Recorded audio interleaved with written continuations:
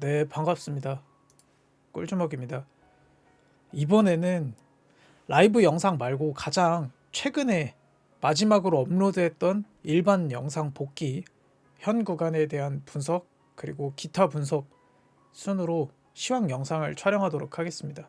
2주 전에 업로드했던 영상이고요. 이것도 동일하게 라이브 영상에서 촬영하고 이후에 컷 편집을 해서 일반 영상에 업로드를 한 영상이에요. 그때 이제 이 윗부분에서 숏을 잡고 브리핑을 했었는데, 그 부분이 일단은 여기 부분이죠. 그런 거에 대한 설명 빼고 조금 핵심적인 부분만 브리핑을 하도록 하겠습니다. 일단은 이 초록색 채널을 제가 쳐드렸고, 이렇게 대놓고 상승 채널이 나오면서 올랐던 적이 비트코인에서 많이 없어요. 그래서 저는 이 구간의 호흡을 48K 구간, 이 구간의 호흡과 좀 유사하게 본다라고 브리핑을 했고, 그 결과값은 토토로 패턴이랑 48K 부분 모두 더블탑으로 하락을 해서 저는 일단 그걸 가장 높게 본다고 브리핑을 했습니다. 진짜 갈 거면 이걸 지키면서 움직일 거라고 했는데, 우선 일단 어떻게 나왔나 차트를 보도록 합시다. 여기 부분을 뚫어 버린 다음에 안착하면서 움직이고 있어요. 그러면 이제 더 가냐, 이런 해석이 나올 수밖에 없잖아요. 그러니까 여기까지는 그래서 어느 정도 그림 그렸고 라이브 영상 때도 중간중간 브리핑을 했는데 여기까지 나왔어요. 그래서 제가 일반 시황 영상을 업로드를 하는 겁니다. 이렇게까지 나왔기 때문에 이제 제가 48K 그리고 토토로 패턴에서 주봉으로 음봉이 떠야 지금 제가 보고 있는 해석에 가중치를 두면서 시장을 바라본다고 이야기를 했습니다. 주봉으로 음봉이 나오거나 길어지면 이주봉으로 음봉이 나올 것 같다, 도지로. 그런 이야기를 했어요. 근데 여기서는 일단 주봉이 한계예요. 봅시다. 캔들이 어떻게 됐나. 계속 지금 여기서 더 올랐죠. 그러니까 2주나 더 올랐던 거예요. 이 캔들이 음봉이지만 3주간 고점을 더 높인 거죠. 2주봉으로 한번 보도록 하겠습니다. 2주봉으로도 드디어 도지가 떴습니다. 이 캔들 마감은 11시간 30분이 남았어요. 그걸 염두하고 아직 봉 마감이 11시간 30분이 남았지만 이 캔들이 음봉으로 뜨면 어떻게 조금 더 가중치를 두고 해석할지에 대한 브리핑을 시작하도록 하겠습니다. 저는 추세 작도를 메인으로 하고 채널 작도로 메인을 하진 않는데, 이것도 로그 기준으로 보니까 아직 여기를 뚫지 않았죠.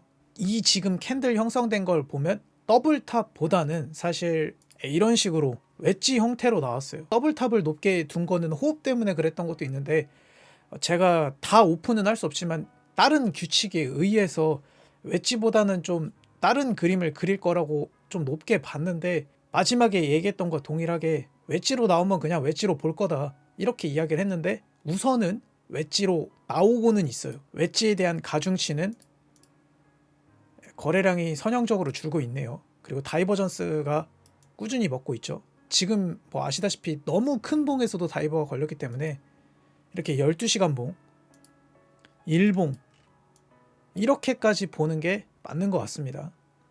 굳이 보조지표 해석에 가중치를 두자면. 그리고 그때 말한 것과 동일하게 지금 이 웨지 추세를 치고자 한다면 여기 상단 2개 그리고 하단을 이을 때 1시간 봉으로 여기 꼬리를 이으시는 게 좋습니다.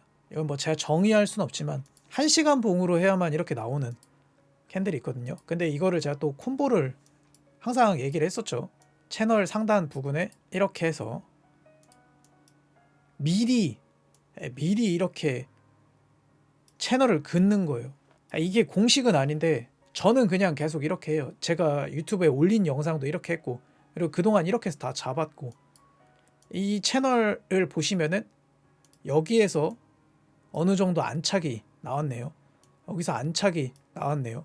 그리고 이 채널의 가중치를 두기 위해 옆으로 일단 넘어가야 돼요. 어느 정도 지금 유의미한 저항이 나오고 있죠. 그럼 보면은 이 채널은 아예 무의미하진 않구나, 어느 정도 영향력이 있구나, 이렇게 보고 전 시장을 봅니다. 그래서 현 구간은 웨지 형태의 패턴을 그리고 있고, 웨지의 결과값은 숏인데, 웨지가 이제 좀 짜증나는 게 뭐냐면 아시다시피 고점을 높여요. 그리고 웨지는 저점도 높입니다. 근데 웨지 패턴의 결과값은 숏이에요. 100%다 이렇게 되는 건 아니에요. 거의 한 70% 정도 이 패턴 값을 지켜줍니다. 아, 그러면 그냥 무조건 숏이냐? 그게 또 안 되는 게, 만약에 이 30%의 반대 방향이 나오면 엄청나게 많이 오릅니다. 그래서 저는 여기를 뚫을 거면, 사실 여기서 그냥 뚫는 건 잘 모르겠는데 무슨 패턴을 그릴 거라고 보고 있어요. 여기 위에 저항을 뚫기 위해서는 그냥 어줍지 않게는 못 뚫을 거라고 봐서 좀 큰 패턴을 그릴 것 같아요. 뭐 펄링 웨지나 좀 큰 불플래그 패턴을 그릴 것 같은데, 여기에서도 그냥 올렸기 때문에 이렇게 그냥 올리는 것도 불가능하진 않아요. 근데 여기 위에는 더 큰 저항이 있지만 그것도 가능은 하죠. 불가능하진 않다. 웨지로 보니까 이 추세, 여기 부근을 로스로 잡고 매매를 하는 건 좀 괜찮다고 봅니다. 이미 좀 늦었지만 저는 이렇게 하고 있어요. 그래서 다른 계좌도 그렇게 모으고 있고, 추가적으로 저쪽을 이제 어떻게 좀 잡는 게 맞냐면, 여기 하단 여기랑 여기로 긋는 게 가장 맞습니다. 이제 뭐 본인 보는 매매 방식 그리고 작도 방식에 따라 다르는데, 제가 이제 톡방에 쉐어할 때는 여기로 쉐어가 됐었죠. 저도 이때 그냥 올라올 때 너무 일자로 올라와서 좀 헷갈렸는데, 다시 찍고 내리는 거 보고 그냥 그거에 맞게 해석을 하면서 시장을 보고는 있습니다. 그 결과값이 틀릴 수도 있죠. 근데 뭐 확률이랑 패턴, 원래 그렇게 시장을 바라보는 거기 때문에 그렇게 보고 있습니다. 그 다음에 이제 가로 저항에 대해서 브리핑을 하도록 하겠습니다. 이번에는 좀 특별하게 이주봉 가로 저항을 그어야 돼요. 왜냐하면 여기 위에 큰 가로 저항이 있기 때문에. 여기가 이제 이주봉 가로 저항입니다. 여기를 안 찍고 내리기는 했습니다. 왜냐하면 저도 여기에 좀 크게 물량을 좀 더 넣었었는데 안 찍고 내렸어요. 참고만 하세요. 그리고 이번 주 주봉이 중요하겠죠. 왜냐하면은 이 캔들이 음봉이냐 양봉이냐에 따라서 해석이 많이 달라질 테니까 주봉 몸통 라인을 그어주고 동일하게 하나 더 아래에 그어줍니다. 월봉도 쳐야 됩니다. 월봉 몸통. 그러니까 여기까지 내려온다면 이 캔들은 월봉으로 음봉이 뜨겠죠. 가로 저항을 쳤으니까 이 부분에 대한 설명을 조금 해드릴게요. 월봉 캔들에는 좀 규칙이 있어요. 주봉 캔들이랑 동일하게. 만약에 이게 여기서 눌림이 나오는 뷰가 맞다면, 반드시는 아닌데 지금까지는 이렇게 윗꼬리를 치고 가요. 그냥 안 내립니다. 내리는 뷰가 나온다면. 윗꼬리가 높아졌네요. 윗꼬리가 높아졌네요. 여기서는 좀 달랐네요. 여기서 윗꼬리가 높아졌네요. 내릴 때 윗꼬리가 높아졌네요. 그러니까 뭐냐면 월봉 이 꼬리보다 상회하는 움직임이 나오고 나서 눌림이 나오는, 이렇게 되면 보통 쐐기 느낌으로 캔들이 많이 형성이 돼요. 그래서 그것까지 좀 보시면서 시장을 보는 게 좋겠죠. 만약에 주봉이 음봉으로 마감을 하고 요번 주가, 그 다음에 다음 주 캔들이 월봉 라인을 하회해서 그 다음에 캔들이 음봉이 되면은 위에서 봤던 뭐 이렇게 다 내린다라기보다는 이런 호흡들을 좀 염두하고 시장을 보는 건 과거 레퍼런스에 의한 가중치를 두는 거죠. 다 내린다 이거라기보다도 이렇게 움직일 수도 있겠구나, 이렇게 보는 거는 과거 레퍼런스에 의해서 합리적인 거죠. 그리고 쐐기 패턴에 대한 이야기를 해드릴게요. 쐐기 패턴 같은 이런 패턴은 큰 뷰에서 나올 때 어디가 고점인지 좀 세게 말하면 알 수가 없습니다. 왜냐면 저도 뭐 작도로 매매하고 이렇게 하는데 어디가 고점인지를 알 수가 없어요. 그럼 어떻게 얘를 공략하냐? 뭐 여기서 한번 들어갔다고 칩시다. 저도 여기서 하나 들어갔어요. 다른 계좌로. 그 다음에 고점 줄 때마다 분할로 들어가는 거예요. 이게 지금 여기까지 그려졌기 때문에 쐐기라고 인지가 되는 거지, 그려질 때는 염두는 하고 있어도 추세를 그을 수가 없습니다. 그리고 그 아까 제가 그렸던 그 추세도 뚫었죠. 그래도 그냥 받는 거예요. 쐐기 같은 패턴이 나오고 있으니까. 무슨 패턴이 나오면서 다 내릴 거라고 생각을 하니까 그냥 이렇게 내리는 건 없어요. 비트코인에. 알트에는 이런 움직임이 나올 수 있는데 BT에는 그런 게 없습니다. 그렇게까지 지금까지 그렇게 나온 적이 없어요. 패턴을 그리면서 캔들이 움직입니다. 물론 저도 과거에 고배로 다 잡았어요. 근데 이번에는 그렇게 못 잡을 수도 있고 그걸 어디서 줄지를 알 수가 없어요. 그러니까 아쉬운 대로 저배로 이런 데서 들어가는 거죠. 그래서 제가 그때 여기 라이브 방송 때 이 타점도 알려드렸었죠. 몇 분이나 들어가셨는지 모르겠지만, 근데 그분이 만약에 여기서도 10원 한 장 익절을 안 했으면 여기 올라왔을 때 만약에 팔았으면 그 매매는 망한 거죠. 그러니까 쐐기 패턴이 되게 어려운 거예요. 다시 쐐기 패턴은 고점을 높이고 저점도 높이기 때문에 결과값은 숏이지만 롱에 유리한 패턴입니다. 그러니까 이거 자체를 아예 인지를 못 하시는 분이 있어요.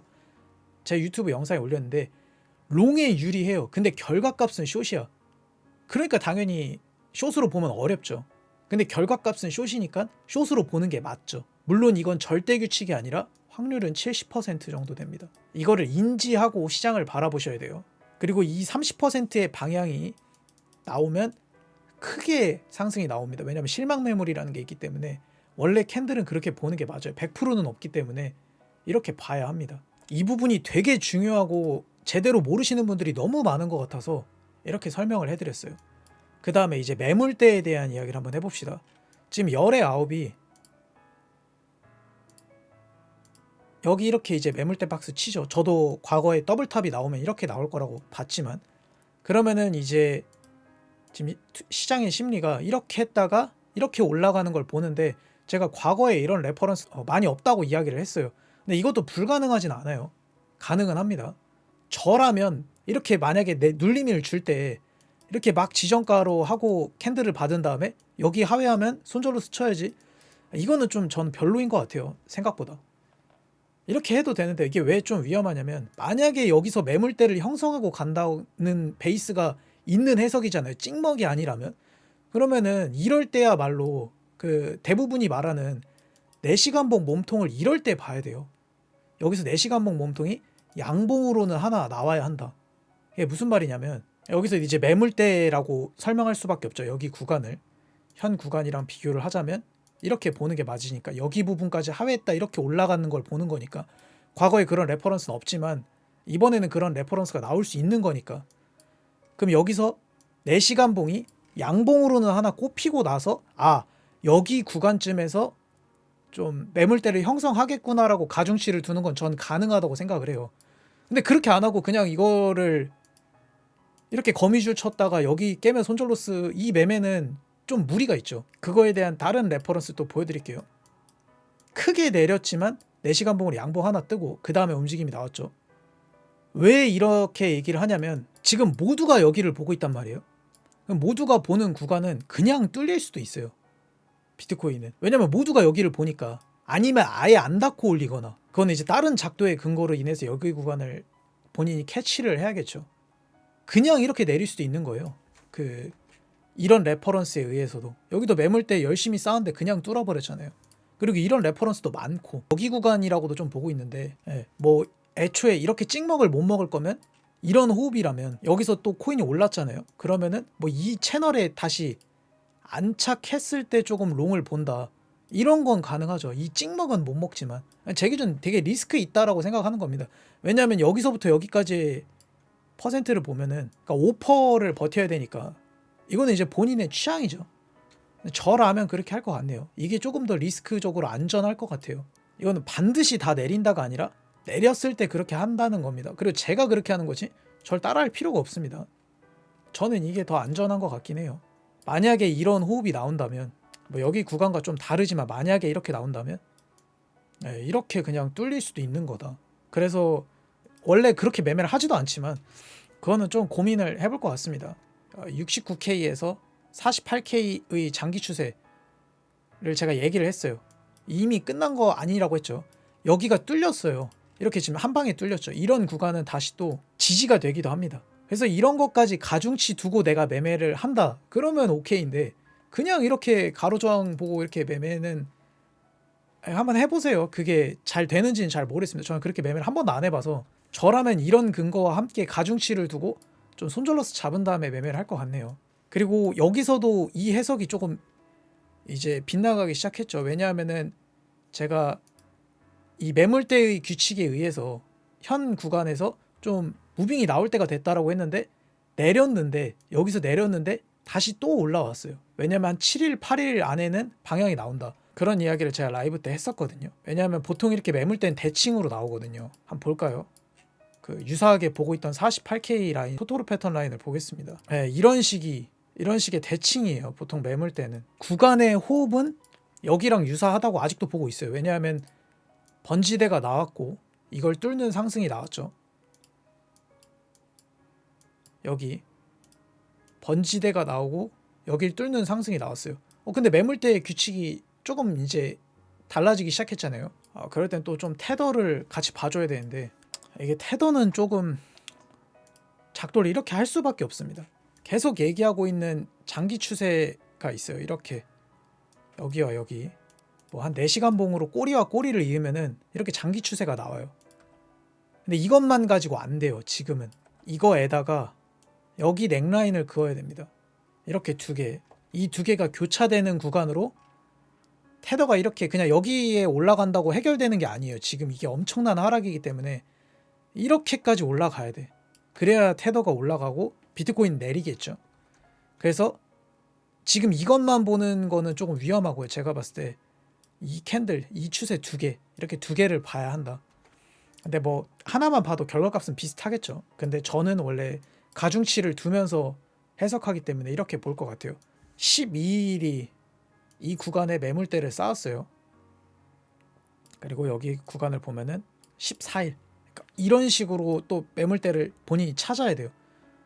짜맞추기든 뭐든 뭔가 다른 근거를 하나씩 찾아야. 여긴 16일이었죠. 이 구간에서 큰 하락이 있었잖아요. 이런 큰 하락이 있은 뒤에 이 구간에서 16일 정도 계속 이렇게 우하향 횡보를 한 거죠. 여기도 똑같습니다. 이것도 또 뭐죠? 지나고 보니 이렇게 펄링 웨지죠. 이렇게 해석도 했었었고 그때. 여기 구간은 아직 그런 뷰는 아니에요. 그러니까 더 올라갈 수도 있긴 한 거죠. 불가능하진 않죠. 지금 이런 느낌까지는 나오지 않았지만 이것도 이렇게 하면 대놓고 이제 펄링 웨지가 나오니까 더 저는 좀 테더의 상방의 근거에 의해서 비트 숏을 볼 것 같아요. 만약 이렇게까지 나왔으면. 근데 이렇게까지는 안 나왔어요. 아직은. 그리고 나올지도 모릅니다. 그러니까 다 열어두고 보는 거죠. 현 구간을 그렇게 해석은 하고 있지만 제가 이제 운영하는 카페에다가 이런 글을 쓴 적이 있어요. 달러 차트와 비트코인 차트의 상관관계라는 글을 쓴 적이 있습니다. 달러는 25년간의 수렴을 거쳤어요. 그리고 나서 그 25년짜리 상단 추세에서 이런 식으로 세기 형태의 패턴을 그렸어요. 그래서 저는 이때 여기 부근을 한 번에 깨는 건 좀 힘들지 않을까? 비트 숏을 본 거죠. 달러랑 비트코인이랑 디커플링이니까. 그리고 이제 그거에 대한 분석으로 이렇게 비트가 내릴 때 달러는 올랐다. 이렇게 비교를 한 거죠. 반드시는 아니지만 최근에 이런 현상을 보였으니 이걸 분석에 이제 접목을 시켰었던 거예요. 그럼 달러 차트를 한번 보도록 하겠습니다. 이거 보면은 제가 생각한 것보다 훨씬 많이 달러가 내렸어요. 그렇죠. 원래 저는 이 부분에서 봤는데 4주 동안 내렸죠, 달러가. 그리고 나서 지금 반등이 나오고 있어요. 그래서 제가 계속 비트랑 달러는 디커플링의 형태를 띠고 있기 때문에 달러가 오르면 비트 좀 하방을 보는 게 맞다라는 브리핑을 계속 단톡방에서 했습니다. 이거는 이제 본인이 또 분석을 하시면 돼요. 이 구간이 아까 뭐죠? 연봉의 몸통이에요. 그럼 여긴 또 어느 정도 저항이 되겠죠.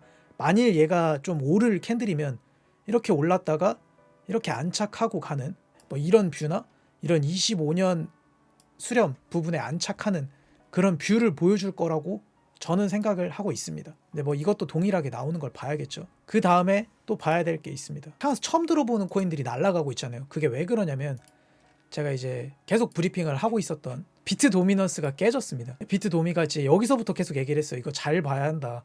여기서부터 이제 비트 도미 빠질 확률이 높아 보인다 라고 하고 진짜 단기간에 이 정도로 빠졌어요. 도미가 빠지면 비트가 무조건 올라가고 무조건 내려가고 이거라기보다는 이렇게 높은 꼭대기에서 비트 도미가 빠지면 비트가 좀 눌리는 현상이 있고요. 그리고 그 자금이 보통 알트로 갑니다. 그래서 제가 또 더 알트를 안 해요. 왜냐하면은 비트는 내리고 있는 그림이 나오는데 알트는 날아가잖아요. 그러니까 저는 이제 비트만 하니까 그게 되게 본능에 위배된다고 생각해요. 제 본능이 그걸 거부합니다. 그래서 제가 굳이 알트를 안 하는 겁니다. 근데 뭐 해도 되죠. 당연히 알트로 돈을 못 벌고 이런 건 아니니까. 제가 안 하는 거죠. 라이브 방송 앞부분에서 이야기를 하고 녹화 버튼을 누르고 나서 토탈3에 대한 브리핑을 안 했기 때문에 이거에 대한 브리핑을 좀 추가하도록 하겠습니다. 이 차트는 토탈3라는 차트인데 비트랑 이더를 뺀 나머지 자금의 상승분과 하락분을 보여주는 차트예요. 그래서 도미가 떨어지고 있어서 알트 쪽으로 자금이 쏠리고 있지만 비트코인 차트와 동일하게 라이징 웨지 상승세기 패턴을 그리고 있어서 제가 이제 알트를 좀 더 안 하는 겁니다. 이 결과값이 큰 상승이 나오더라도 그냥 지금까지 경험에 의해서 별로 좋았던 적이 없어서 굳이 그냥 알트를 하지 않는 겁니다. 이거는 뭐 사람마다 다르겠죠. 좀 긴 풀을 보도록 합시다. 지금은 그래도 긴프가 좀 많이 줄었어요. 0.6% 정도 됐죠. 과거에 역프가 그래도 어느 정도 끼면서 좀 상승이 나오는데 여기 큰 하락이 나왔죠. 여기가 코로나 빔이죠. 그리고 나서 이렇게 역프가 쭉 끼면서 여기서 한번 하방 주고 다시 또 이렇게 갔어요. 근데 지금 이렇게 뭔가 그 뷰를 보면은 역프가 뭐 중간중간 끼고 이런 뷰가 있긴 했지만 이렇게 만약에 계속 역프가 좀 어느 정도 끼면서 그 상방의 힘이 나왔으면은 조금 이런 식으로 갈 확률이 높겠구나의 가중치를 많이 뒀을 텐데 그때도 이제 사람들이 이거 보면서 비트코인 좀 이제 그 구간에 왔다 이렇게 해석을 했는데 저는 이제 여기서는 숏을 잡았죠. 그렇게 해석을 안 했으니까. 근데 뭐 이것도 제가 말하지만 그냥 근거 하나, 근거 두 개, 근거 세 개 이렇게 하나씩 모아가는 그런 퍼즐 조각 같은 것이 얘가 절대의 지표가 될 수가 없어요. 그래서 이제 본인들이 맞는 그리고 내가 좀 자신 있는 그런 것들에 맞게 하나씩 퍼즐을 맞춰가면서 시장을 보는 게 전 맞다고 생각을 하는 거죠. 과거 여기 48K 구간도 보시면은 올라갈 때 이런 식으로 김프가 좀 꼈어요. 근데 지금은 다르죠. 그래서 저는 계속 여기 구간의 호흡과 좀 유사하다고 생각을 하고 있는 겁니다. 좀 비슷해 보이지 않나요? 그게 아닐 수 있죠. 근데 이제 이렇게 보는 이유 중 하나가 이런 근거도 좀 대칭이 있기 때문에 이렇게 보고 있는 겁니다. 오르는 호흡은 48K인데 구간은 이 토토로 패턴 구간이지 않나. 근데 그거는 이제 얘가 일단 눌림이 나와야 그때 알 수 있는 거죠. 지금 여기서는 뭐 알 수가 없죠. 만약에 눌림을 주고 거기서 눌림롱을 받을 거냐를 이런 근거를 함께 보면은 자신 있게 들어갈 수 있는 거고 이 상승분은 저는 사실 왜 이렇게까지 빨리 많이 올라왔는지는 잘 모르겠어요. 아직까지도 다 알 수는 없는 거니까. 그래서 조금 더 헷갈리는 자리라고 생각을 합니다. 개인적으로 다른 영역일 수도 있고 다른 구간일 수도 있으니까 이런 구간도 함께 보는 거죠. 본인들이. 그리고 그때 하나 더 올린 Fear and Greed 그것도 한번 보시면은 아마 도움이 될 겁니다. 그건 이제 본인이 스스로 직접 좀 찾아보면서 보다 보면은 좀 보이지 않던 것들이 보일 수 있지 않나 라는 생각을 저는 하고 있습니다. 마지막으로 이 캔들이 지금 현 구간이 주봉이 음봉이 나오면 그러니까 과거에는 별로 그렇게 기분 좋았던 적이 없다. 그래서 이렇게 좀 해석하는 것도 있습니다. 그리고 계속 이걸 좀 기다리고 있었죠. 근데 이 주봉을 떠나서 만약에 뭐 2주봉 그 이후에 월봉까지 좀 음봉으로 뜨면은 조금 더 보고 있던 뷰에 가중치를 두면서 시장을 바라볼 예정입니다. 이거는 뭐 제가 이렇게 본다고 해서 이렇게 움직이는 게 아니기 때문에 이제 본인이 맞게 매매를 하시면 될 것 같아요. 아무튼 이 구간에서도 아까 누군가에겐 되게 좋은 자리가 될 수 있고 누군가에겐 이 구간에 오면은 올라와도 난 하방을 봐야지가 되고 누구는 여기서 큰 현물 혹은 롱 자리가 될 수 있겠죠. 그건 사람마다 당연히 다르죠. 왜냐하면 이 시장은 롱이랑 숏밖에 없어요. 그래서 내가 어디에 가중치를 두고 해석하고 그거에 맞게 베팅하는 게 중요해요. 다시 베팅을 하는 게 중요합니다. 만약에 내가 분석이고 뭐고 다 했어요. 근데 베팅을 안 하면 돈이 안 벌려요. 돈 벌려고 왔기 때문에 돈을 넣어야 돈이 벌려요. 그건 당연한 거예요. 내가 만약에 무서워서 소극적으로 베팅을 했어요. 내 분석은 맞았지만 그러면 안전했지만 리턴은 좀 적은 거죠. 안정성에 좀 더 포커싱을 둘 건지 그런 것도 이제 본인이 선택을 해야 되는 거죠. 저는 이제 이런 식으로 가이드라인만 브리핑을 하는 거죠. 왜 이렇게 보고 왜 이렇게 해석하고 왜 계속 이렇게만 보는지에 대한.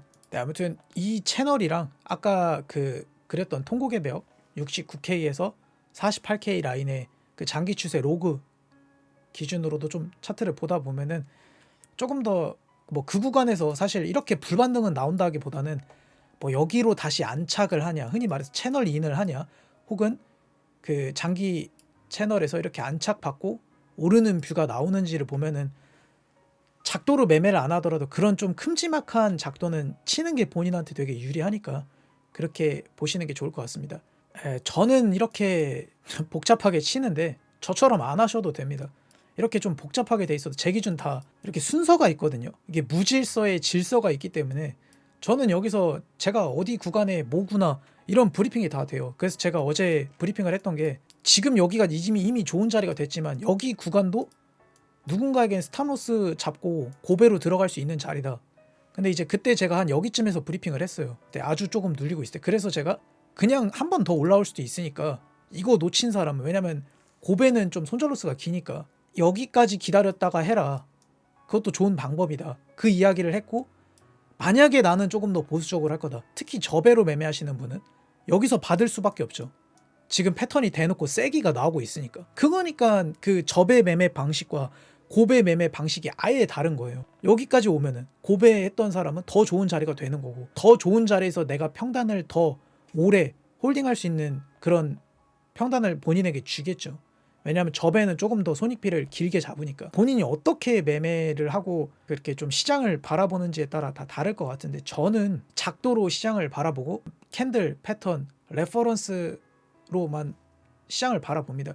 그래서 레퍼런스가 없는 분석에는 크게 베팅을 안 해요. 이번에 이렇게 오른 상승이 되게 이례적이었기 때문에 그 레퍼런스는 지난번 상승이랑 동일하게 다 외웠습니다. 6개월이나 1년 뒤에 나올 것 같아요. 안 나올 수도 있고 아니면 5년 뒤에 나올 수도 있습니다. 그럼 그때 전 그거 잡으면 됩니다. 그래서 본인이 만약에 이제 손절을 크게 하거나 뭐 익절을 크게 했던 똑같습니다. 매매 복귀 쓰시고 다음에 그러면 똑같은 걸 잡을 수 있어야 돼요. 익절하셨던 분은 내가 여기서 크게 먹었어. 그럼 다음에도 그걸로 똑같이 먹을 수 있어야 됩니다. 그리고 그런 걸 우리는 이렇게 표현을 합니다. 아는 자리, 이렇게 표현을 합니다. 그래서 그런 아는 자리를 늘리는 싸움을 하셨으면 하고, 그 말을 끝으로 시황 브리핑 영상을 마치도록 하겠습니다. 감사합니다.